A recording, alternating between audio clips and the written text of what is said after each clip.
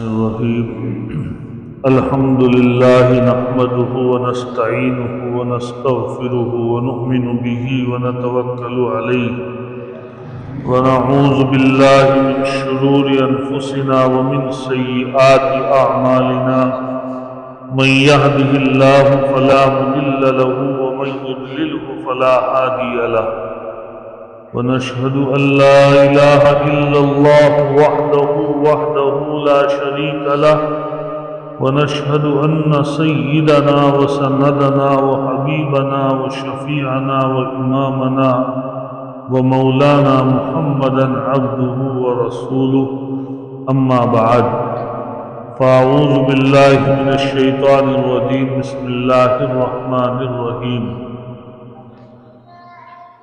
وَأَقِيمُوا الصَّلَاةَ وَآتُوا الزَّكَاةَ وَارْكَعُوا مَعَ الرَّاكِعِينَ صدق اللہ العلی العظیم۔ اللہم صل علی سیدنا محمد وانزلہ المقعد المقرب عندک یوم القیامہ۔ اللہم صل علی سیدنا محمد وانزلہ المقعد المقرب عندک یوم القیامہ۔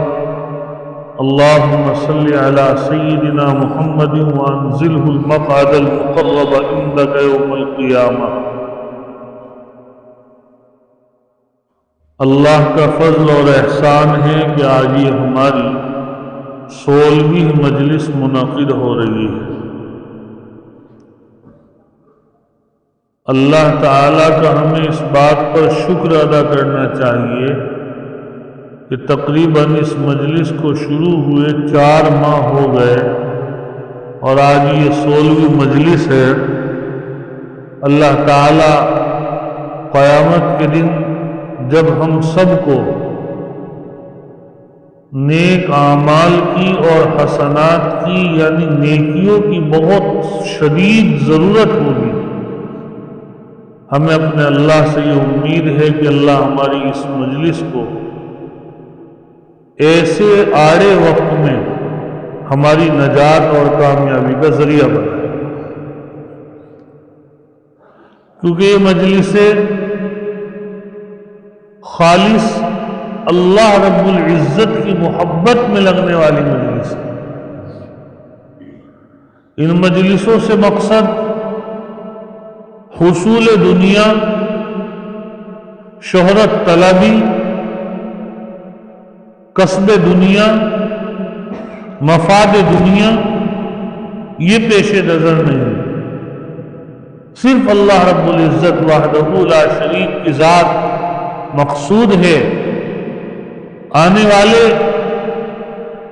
سب اس غرض سے آئیں کہ یہاں آ کر اللہ کی بات کو سنیں، اپنے دل پر اللہ کی ضربیں لگائیں، اپنے ایمان کے اندر تازگی پیدا کریں اور چند لمحے ذکر الہی میں مشغول رہ کر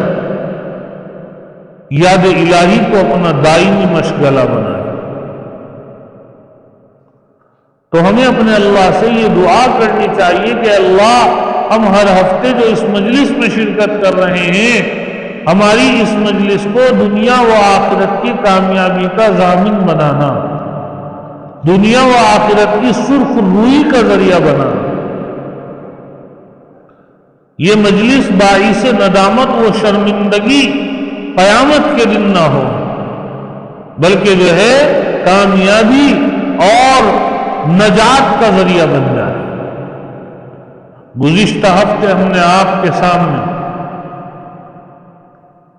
پرفتن دور کی اہم نشانیاں بیان کی تھی کہ جب فتنوں کا زمانہ آتا ہے، اس فتنوں کے زمانے میں کس انداز میں دنیا کے حالات بدلتے ہیں، کیسے کیسے عجیب و غریب واقعات رونما ہوتے ہیں،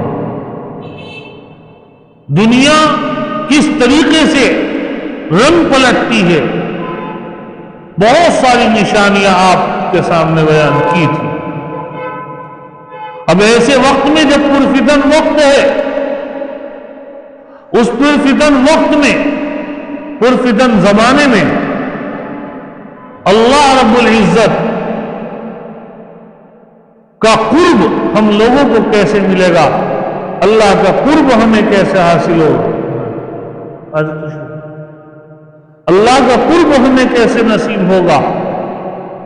تو ہمارے اکابر علماء نے شریعت کی تعلیمات کو سامنے رکھ کر ہمیں اور آپ کو یہ بتلایا ہے کہ اللہ کے قریب ہونے کے لیے اور اللہ تعالی کی نصرت اور مدد حاصل کرنے کے لیے سب سے قیمتی چیز ہے جس کو ہم افضل العبادت کہتے ہیں، جس کو ہم دین کا ستون کہتے ہیں، جس کو ہم دین کی جڑ کہتے ہیں، جس کو ہم ایمان والے کی معراج کہتے ہیں، جس کو ہم جنت کی کنجی کہتے ہیں،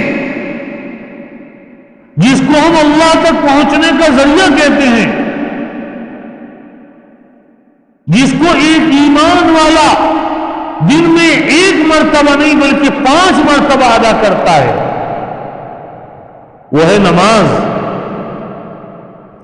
نماز اتنی بڑی عبادت ہے کہ شریعت کے اندر سب سے زیادہ اہمیت ایمان اور یقین کے بعد اگر کسی چیز کو حاصل ہے، سب سے زیادہ فضیلت اگر کسی چیز کی بیان کی گئی ہے، سب سے زیادہ ایمان والے کو جو ترقی روحانی نصیب ہوتی ہے، اس چیز کو نماز کہا جاتا ہے۔ یہ نماز اتنی بڑی عبادت ہے، حضرات علماء نے لکھا ہے کہ نماز ایسی عبادت ہے کہ کوئی نبی ایسا نہیں گزرا ہے کہ جس نے نماز نہ پڑھی ہو یا جس پر نماز فرض نہ ہو۔ تمام انبیاء علیہ السلام پر اللہ رب العزت نے نماز کو فرض فرمایا۔ یہ نماز اتنی عظیم الشان، اعلیٰ اور افضل عبادت ہے۔ حضرات علماء نے لکھا ہے کہ یہی وجہ ہے کہ نماز کے بارے میں اللہ تعالی نے قرآن کریم کے اندر 1 جگہ نہیں، 10 جگہ نہیں، 20 جگہ نہیں، 50 جگہ نہیں، بلکہ 80 یا 88 مرتبہ قرآن کریم میں اللہ تعالی نے ایمان والوں کو نماز پڑھنے کا حکم صادر فرمایا۔ اب آپ اندازہ لگائیں کہ 80 یا 88 مرتبہ جس چیز کے بارے میں اللہ اور اس کے رسول صلی اللہ تعالی علیہ وسلم حکم صادر فرمائیں، وہ کتنی قیمتی چیز ہوگی، وہ کتنی اہمیت کی حامل ہوگی کہ جس چیز کو اللہ تعالیٰ کو 80 یا 88 مرتبہ یہ کہنا پڑا کہ اے ایمان والو نماز قائم کرو، اے ایمان والو نماز قائم کرو۔ کتنی اہمیت کی حامل ہے یہ چیز۔ نبی علیہ السلام کو محدثین نے لکھا ہے 2000 حدیثوں میں نماز کے تعلق سے آپ صلی اللہ علیہ وسلم نے بیان فرمائی، 2000 حدیث۔ کتنی اہمیت کی حامل یہ نماز ہوگی کہ اللہ نے 88 جگہ اور نبی علیہ السلام نے 2000 جگہ پر نماز کا ذکر احادیث کے اندر کیا، اور نماز کی ہمیں اور آپ کو ترتیب بتلائی۔ قرآن کریم کے اندر اللہ تعالی نے سب سے پہلے صفحے پر ایمان والوں کی 5 صفات بیان فرمائی، تقوی اختیار کرنے والوں کی 5 صفات بیان فرمائی۔ الذین یؤمنون بالغیب، پہلی صفت وہ ایمان بالغیب رکھتے ہیں۔ دوسری صفت اللہ نے بیان فرمائی وَيُقِيمُونَ الصَّلَاةَ، وہ نماز کو قائم کرتے ہیں۔ معلوم ہوا ایمان بالغیب کے بعد اگر کوئی چیز اہمیت کی ہے وہ نماز کا قیام کرنا ہے، نماز کا قائم کرنا، اقامت صلاۃ، اور ایمان والے کی سب سے بڑی صفت ہے اللہ نے قرآن میں بیان کیا کہ نماز کو قائم کرتے ہیں۔ یہ نہیں کہا کہ نماز کو پڑھتے ہیں، قیام میں نماز کی اور پڑھنے میں فرق ہے۔ نماز تو ہم پڑھتے ہیں اور صحابہ نماز قائم کرتے ہیں۔ اگر پڑھنے میں اور قائم کرنے میں فرق دیکھنا ہو تو ہماری نماز کا پڑھنا ہے، اور حضرات صحابہ کی نماز وہ نماز کا قیام ہے۔ حضرت علی رضی اللہ تعالیٰ کہ ایک مرتبہ نماز پڑھتے ہوئے کسی دشمن نے تیر مار دیا تو حضرت نے پوری نماز اسی حالت میں کی، آپ کو پتہ ہی نہیں لگا کہ آپ کے تیر لگ گیا۔ یہ تعلق مع اللہ کی اور اللہ کے ساتھ تعلق کی مضبوط دلیل ہے کہ وہ نماز اس انداز سے پڑھتے تھے کہ تیر لگ رہے ہیں انہیں پتہ بھی نہیں، احساس ہی نہیں۔ یہ ہے قیام صلاۃ، نماز کا قیام، اقامت صلاۃ، جس کو قرآن کہہ رہا ہے کہ نماز کو قائم کیجیے۔ بعد میں کسی نے کہا حضرت آپ کو تیر لگ گیا، خونم خون ہو گیا، فرمایا کہ ہاں محسوس تو ہوا تھا مجھے ایسا جیسا جو ہے کیڑی نے کاٹ لیا ہو، مجھے ایسا محسوس ہوا۔ یہ تھی اقامت صلاۃ۔ قرآن یہ کہتا ہے کہ نماز کا قیام کرو، مضبوطی کے ساتھ اللہ کو سامنے حاضر ناظر رکھتے ہوئے نماز کا قیام ہونا چاہیے۔ قرآن کریم کے اندر اللہ رب العزت نے متعدد جگہوں پر بار بار اللہ فرما رہے نماز نماز نماز۔ ایک جگہ اللہ تعالیٰ نے نماز کے تعلق سے فرمایا وَأَقِيمُوا الصَّلَاةَ وَآتُوا الزَّكَاةَ، نماز قائم کرو زکات دو، نماز کے ساتھ زکات کا ذکر فرمایا، نماز قائم کرو اور زکات دو۔ علماء نے لکھا ہے نماز کے ساتھ زکات کا ذکر اس معنی کر کیا گیا، نماز کا تعلق بدن سے ہے، زکات کا تعلق مال سے ہے کہ بدنی عبادت بھی کرو مالی عبادت بھی کرو۔ اور آگے فرمایا وَارْكَعُوا مَعَ الرَّاكِعِينَ، اور میں رکوع کرو رکوع کرنے والوں کے ساتھ۔ خاص طور سے کہا جا رہا ہے رکوع کرو رکوع کرنے والوں کے ساتھ۔ علماء نے بڑے دو مسئلے اس آیت کی تفسیر میں لکھے ہیں۔ ایک مسئلہ تو یہ لکھا ہے کہ وَارْكَعُوا مَعَ الرَّاكِعِينَ سے یہ پتہ لگ گیا کہ نماز جماعت کے ساتھ پڑھنی چاہیے۔ اللہ کہہ رہے ہیں جب رکوع کرنے والے رکوع کریں تم بھی ان کے ساتھ لگ کر رکوع کرو۔ دوسری بات، رکوع کا خاص طور سے کیوں ذکر فرمایا اللہ تعالیٰ نے؟ علماء نے لکھا ہے تفاسیر کے اندر کہ یہودی جو نماز پڑھتے تھے اس نماز کے اندر رکوع نہیں ہوتا تھا۔ اللہ تعالیٰ نے ایمان والوں کو جہاں بہت ساری امت محمدیہ کو خوبیوں سے نوازا، وہی ایک خوبی یہ بھی عطا فرمائی کہ ان کی نماز میں رکوع کا اضافہ فرمایا۔ یہ رکوع اتنی بڑی عبادت ہے، اس لیے فرمایا گیا وَارْكَعُوا مَعَ الرَّاكِعِينَ، رکوع کرو رکوع کرنے والوں کے ساتھ، جماعت کے ساتھ نماز پڑھو اور خاص طور سے رکوع کرو۔ اچھا، اللہ تعالیٰ کو رکوع کرنا بہت پسند ہے، بار بار اللہ فرما رہے ہیں۔ ایک جگہ اللہ تعالیٰ نے قرآن کریم میں فرمایا اے ایمان والو جب تمہیں کوئی پریشانی آئے تو دو چیزوں سے اللہ کی مدد مانگو، وَاسْتَعِينُوا بِالصَّبْرِ وَالصَّلَاةِ، ایک تو صبر کر لو اور دوسرے نماز پڑھ لو۔ نبی علیہ السلام کے بارے میں حضرات صحابہ رضوان اللہ عنہم اجمعین عرض کرتے ہیں کہ جب نبی علیہ السلام کو کوئی خوف طاری ہوتا، کوئی پریشانی طاری ہوتی تو ہم دیکھتے کہ آپ نماز کی طرف دوڑ رہے ہیں۔ پریشانی کے وقت میں بھی آپ نماز کے ذریعے اللہ کی مدد حاصل کرتے تھے۔ اور اللہ نے یہاں قرآن کریم کی اس آیت میں ایک بات اور فرمائی وَإِنَّهَا لَكَبِيرَةٌ، فرمایا نماز بہت بھاری ہے، بہت بھاری بھرکم چیز ہے۔ جو نماز نہیں پڑھتے ان سے پوچھو کہ نماز کتنی بھاری ہے، ان کو پڑھی نہیں جاتی نماز۔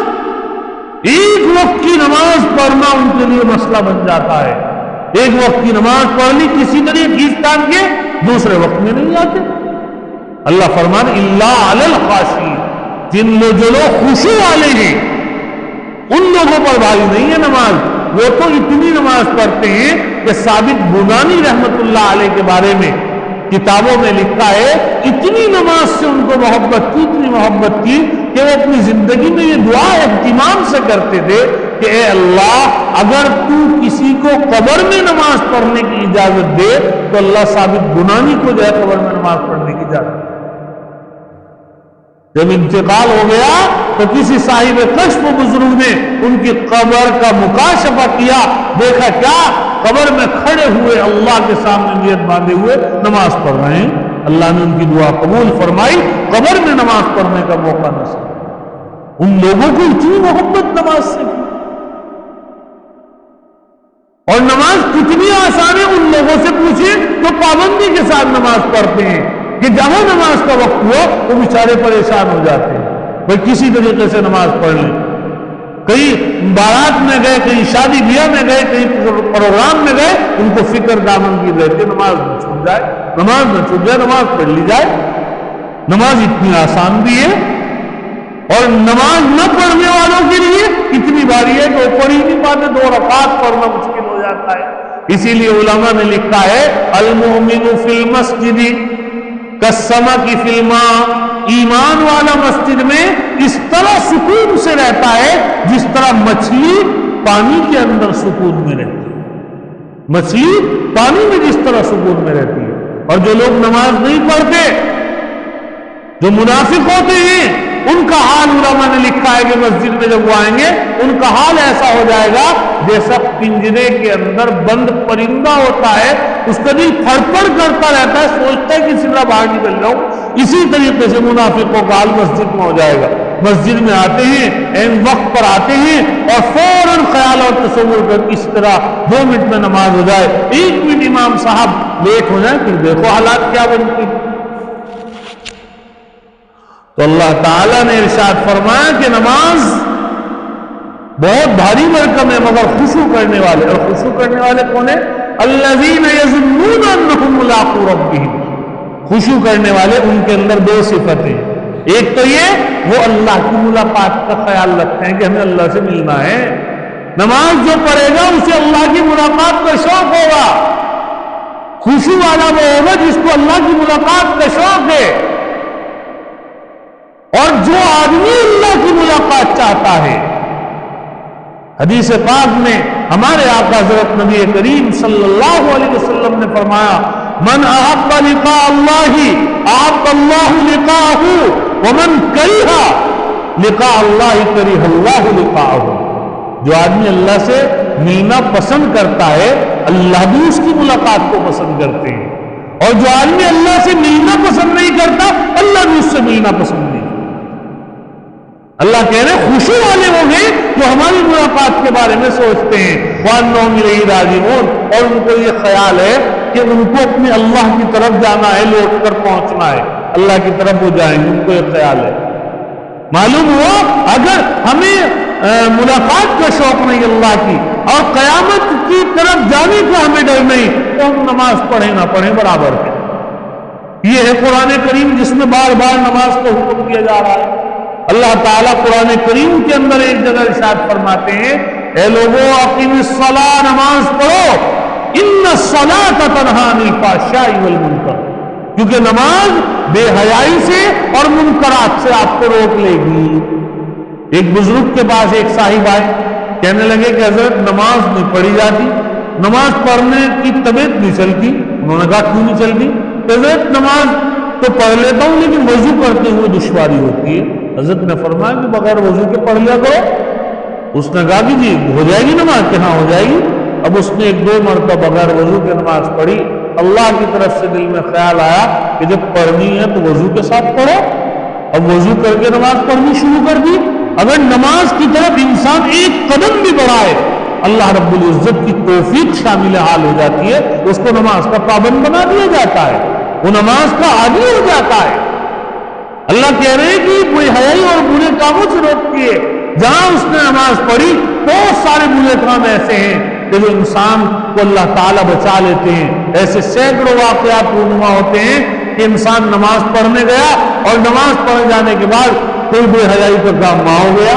آدمی دیکھ رہا ہے کہ میں نماز نہ پڑھتا میں بھی اس گناہ میں شامل ہو جاتا، اللہ نے مجھے اس گناہ سے بچا لیا. بہت سارے کام ایسے ہیں برائی کے منکرات کے، نماز پڑھنے کی برکت سے اللہ تعالیٰ انسان کی حفاظت کرتے ہیں. اور وہاں مسئلہ یہ علماء نے لکھا ہے کہ اگر کوئی انسان نماز بھی پڑھ رہا ہے بے حیائی اور منکرات سے پھر بھی نہیں بچ رہا، نماز بھی پڑھ رہا بے حیائی کے کام بھی کر رہا، نماز بھی پڑھ رہا بے شرمی کے کام بھی کر رہا ہے، نماز بھی پڑھ رہا منکرات میں بھی شامل ہو رہا ہے، تو اس کو چاہیے اپنی نماز کو ٹٹولے. کہیں ایسا تو نہیں اس کی نماز میں کچھ خامی ہو آگے، کہیں ایسا تو نہیں کہ اس کی نماز کے اندر خلل واقع ہو رہا ہو. کیونکہ قرآن تو یہ کہہ رہا ہے کہ نماز بے حیائی سے روکتی ہے، قرآن تو یہ کہہ رہا ہے نماز منکرات سے روکتی ہے. قرآن کریم میں اللہ تعالیٰ نے یہ بات صاف واضح طور پہ بیان فرما دی ہے. اس لیے قرآن کریم کے اندر اللہ نے فرمایا کامیاب ہیں ایمان والے. قد افلح المؤمنون، کامیاب ہو گئے ایمان والے. اور وہ ایمان والے جو کامیاب ہیں وہ کون ہیں؟ اللہ نے سب سے پہلی صفت بیان کی الذین هم فی صلاتہم خاشعون، جو خشوع کے ساتھ اللہ تعالیٰ کے دربار میں حاضر ہو کر نماز ادا کرتے ہیں، وہ ہیں کامیاب. سبحان اللہ، سب سے پہلی صفت اللہ نے بیان فرمائی کہ کامیابی ان لوگ ایمان والوں کو ہے جو خشوع کے ساتھ نماز کو ادا کرتے ہیں. اللہ قرآن میں کہہ رہے ہیں یہ بات. ایک جگہ اللہ نے فرمایا وَأَقِيمُوا الصَّلَاةَ وَلَا تَكُونُوا مِنَ الْمُشْرِكِينَ، اے لوگو نماز قائم کرو، مشرکین میں سے مت بننا.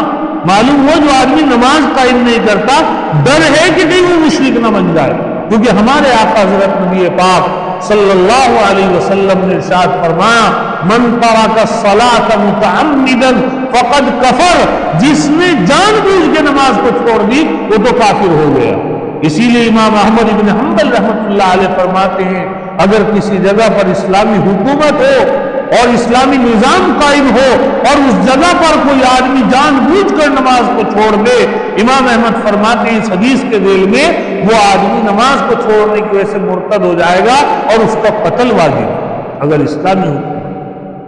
امام ابو حنیفہ رحمۃ اللہ علیہ فرماتے ہیں کہ نماز چھوڑنے کی سزا یہ ہے اس کو فوراً قید میں ڈال دیا جائے جب تک نماز چھوڑنے سے توبہ نہ کرے. اتنی بڑی عبادت اللہ تعالیٰ نے ہمیں دی ہے. کیا فرمایا اِنَّا أَعْطَيْنَاكَ الْكَوْثَرَ، اے محمد صلی اللہ علیہ وسلم ہم نے آپ کو کوثر دی، فَصَلِّ لِرَبِّكَ، آپ اللہ کے لیے نماز پڑھیے گا. قرآن کہہ رہا ہے یہ جو ہم نے انعام آپ کو عطا فرمایا اس کا حل یہ ہے کہ آپ اپنے اللہ کے لیے نماز پڑھیے گا اور قربانی کیجیے گا. قرآن کریم میں اللہ تعالیٰ نے ارشاد فرمایا کہ دیکھو یہ نماز اتنی عظیم الشان چیز ہے کہ جب منافق لوگ وَإِذَا قَامُوا إِلَى الصَّلَاةِ قَامُوا كُسَالَىٰ، جب منافق نماز کے لیے کھڑے ہو نا ان پہ نماز پڑھی جاتی وہ تو بڑی سستی کے ساتھ کھڑے ہوں، یُرَاؤُونَ النَّاسَ، صرف لوگوں کو دکھلانے، ان پہ نماز نہیں پڑھی جاتی.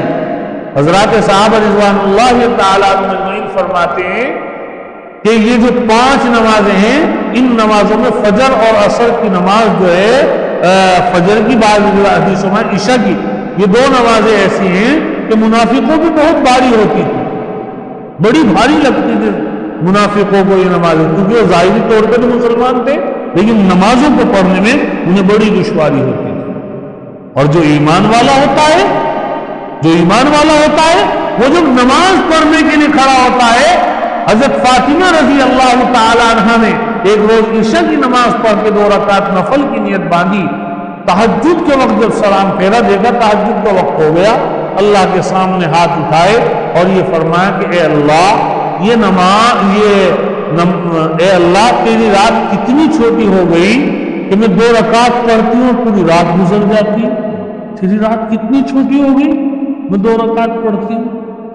امام شافعی رحمت اللہ علیہ کے اولاد میں سے ایک بیٹی کا واقعہ کتابوں میں لکھا ہے کہ ان کی اولاد میں سے ایک بیٹی تھی تو وہ نماز پڑھتی تھی، جب نیند آیا تھی تو اپنے بالوں کو اوپر چھت میں باندھ لیا کرتی تھی اور پھر نماز کے لیے کھڑی ہو جایا کرتی تھی.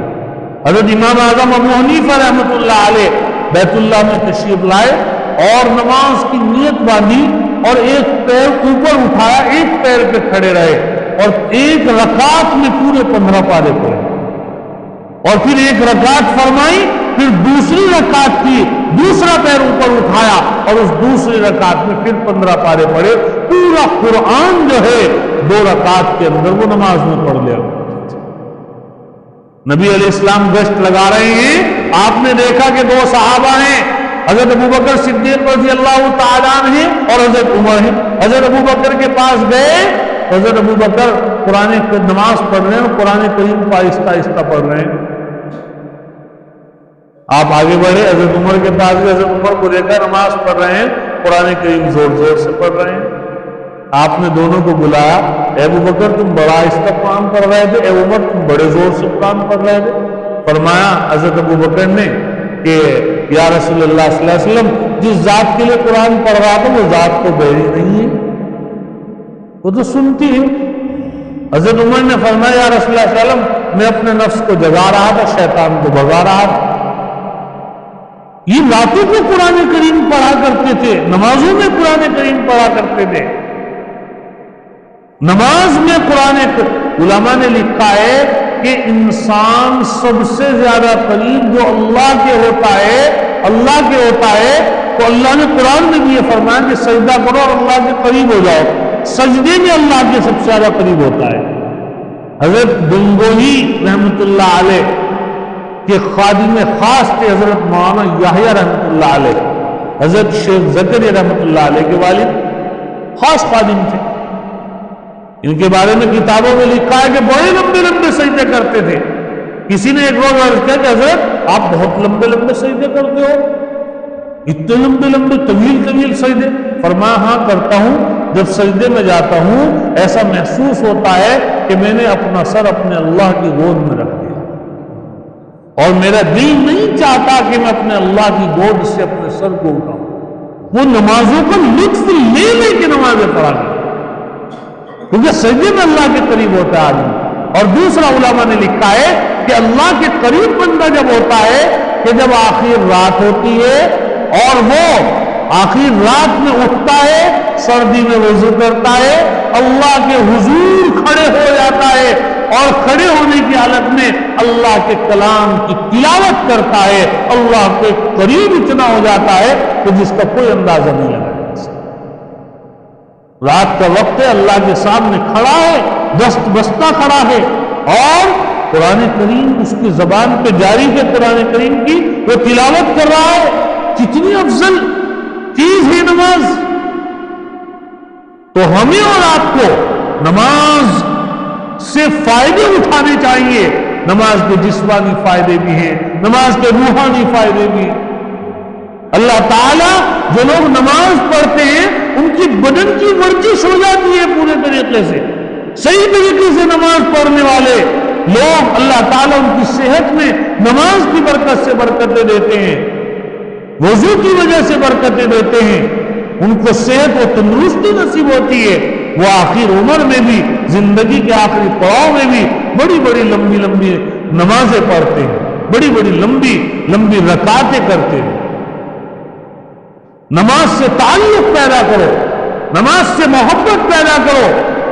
احادیث کے اندر آتا ہے، حضرت نبی کریم صلی اللہ علیہ وسلم نے ارشاد فرمایا کہ اللہ تعالیٰ فرماتے ہیں کہ بندہ سب سے زیادہ قریب اللہ کے جو ہوتا ہے وہ نوافل کے ذریعے ہوتا ہے۔ جو بندہ کثرت سے نوافل پڑھتا ہے وہ اللہ کا قرب حاصل کر لیتا ہے، اللہ کے قریب ہو جاتا ہے، اللہ کا قرب حاصل کرتا ہے۔ اسی لیے فرمایا گیا الصلاۃ معراج المؤمنین، نماز ایمان والوں کی معراج ہے۔ معراج کا مطلب ہے اس سے روحانی ترقی ہوتی ہے، انسان اللہ تک پہنچ جاتا ہے نماز کے ذریعے۔ یہ ہے نماز، اتنی بڑی عبادت نماز ہے کہ قرآن کریم کے اندر، احادیث کے اندر آتا ہے۔ حدیث شریف میں نبی علیہ السلام نے فرمایا میرا دل چاہتا ہے کہ میں ایسے وقت گھر سے نکلوں کہ جب جماعت ہو رہی ہو اور ان لوگوں کے گھروں میں جاؤں جو جماعت کے وقت اپنے گھروں میں ہیں، رحمت للعالمین کی زبان سے الفاظ نکل رہے ہیں، اور پھر ان لوگوں کے گھروں کو جلا دوں جو نماز کے وقت میں مسجد میں حاضر نہیں ہیں۔ ایک حدیث شریف میں تو ہمارے آقا علیہ السلام نے فرمایا لا صلاۃ لجار المسجد الا فی المسجد، کوئی مسجد کا پڑوسی ہے اور وہ اپنے گھر میں نماز پڑھ رہا ہے، اس کی نماز ہوئی ہی نہیں، اس کی نماز مسجد ہی کے اندر ہو۔ مسجد نماز پڑھنے کا سب سے بڑا عبادت کا گھر ہے۔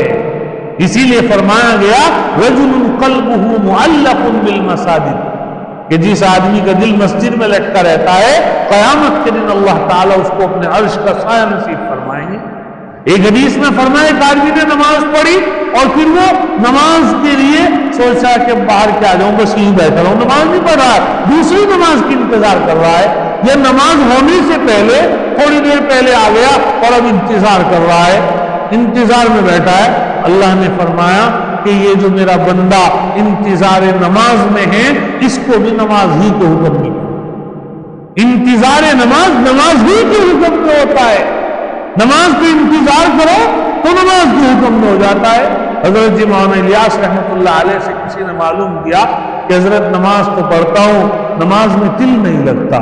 حضرت نے فرمایا کہ جب مسجد جاتے ہو تو نماز جماعت سے کتنی دیر پہلے جاتے ہو؟ کہ جب وقت پہ جاتا ہوں۔ فرمایا نماز، جس آدمی کا نماز میں دل نہ لگے، اس کا دل لگانے کا علاج یہ ہے کہ وہ مسجد میں نماز سے پہلے 10-15 منٹ پہلے جائے، 2-4 رکعت پڑھے اور پھر مراقبہ کرے نماز کا دھیان جما کر بیٹھے۔ جب وہ نماز کا دھیان جما کر بیٹھے گا، مراقبہ کرے گا، تو اور پھر وہ نماز پڑھنے کے لیے کھڑا ہوگا اور نماز پڑھتے ہوئے وہ کہے گا انی وجہت وجہی للذی، میں نے اپنے چہرے کو اس ذات کی طرف گھما دیا ہے، فطر السماوات والارض حنیفا وما انا من المشرکین، کہ جس نے آسمان اور زمین کو پیدا کیا ہے اور میں مشرکین میں سے نہیں ہوں۔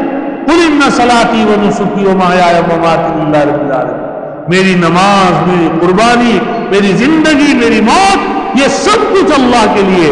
یہ دعا پڑھ کے جب نماز کی نیت باندھتا ہے تو علماء نے فرمایا وہ ایسا ہے ان تعبد اللہ کانک تراہ، جیسے وہ اللہ کی عبادت کر رہا ہے کہ جیسے اللہ کو وہ دیکھ رہا ہے۔